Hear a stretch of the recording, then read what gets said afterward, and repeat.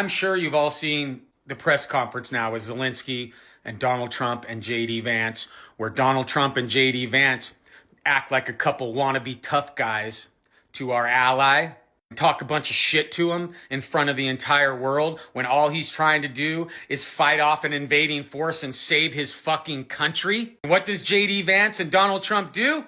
They pick a fight with a guy who ain't looking to fight because they're soft. Donald Trump and J.D. Vance are as soft as fucking baby shit. You know how we know? Because when it was Vladimir Putin sitting in that fucking chair, the guy who invaded the other country, you didn't have shit to fucking say now, did ya?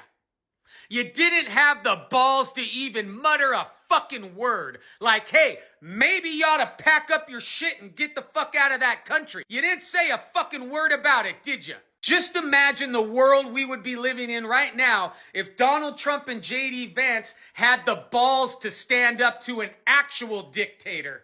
We wouldn't fucking be here right now. Get the fuck out of here.